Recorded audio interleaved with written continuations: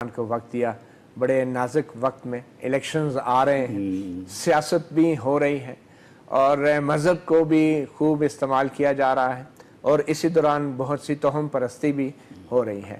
مگر آپ سے میں سب سے پہلے تو نظریاتی کونسل کے حوالے سے بات کروں گا۔ آپ نومبر 2017 میں آپ نے چیئرمین کا عہدہ سنبھالا جو 3 سال کے لیے ہوتا ہے اور الیکشن کے بعد بھی آپ ہوپ فلی موجود رہیں گے۔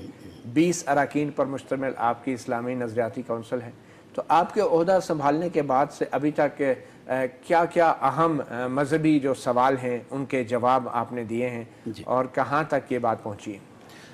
مطیع اللہ جان، سب سے پہلے تو میں آپ کا اور وقت ٹی وی کا شکریہ ادا کرتا ہوں کہ اسلامی نظریاتی کونسل کے تعارف کا اور ان کے کردار کا آپ نے موقع دیا۔ تو نومبر 2017 میں مجھے ذمہ داری دی گئی اور اس سے پہلے 11 مہینے کا تعطل رہا، تو ظاہر ہے کہ بہت بڑا کام جمع ہو گیا تھا اور آئینی طور پہ 4 اجلاس سال میں یہ لازم ہیں۔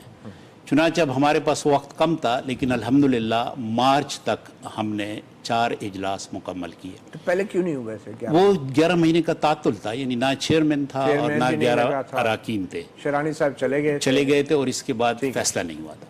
چنانچہ وہ اجلاس ہم نے مکمل کیے اور جو ایجنڈا تھا وہ پورا ایجنڈا مکمل کیا۔ اس میں یہ جادوگری کا بل جس کا ابھی ہم اس پروگرام سے پہلے ذکر کر رہے تھے، وہ بھی ہمارے پاس تھا، اس پہ ہم نے بڑی اچھی سفارشات دی اور اب وہ وزارت مذہبی امور کے پاس موجود ہے۔ اسی طریقے سے بین المذاہب رواداری اور ایک انکلوسیو سٹیزنشپ، یعنی ایک ایسی شہریت جو پاکستانیت پر مبنی ہو، اقلیت ہو، تو وہ بھی بڑا ایک کام تھا۔ خواجہ سراؤں کے حوالے سے ایک بہت بڑی بحث چلی تھی، اس کو بھی ہم نے ایڈریس کیا اور اس بارے میں بڑی یعنی قابل قبول لوگوں نے ان کو تحسین کی نظروں سے دیکھا۔ وہ سفارشات بھی ہم نے پیش کی۔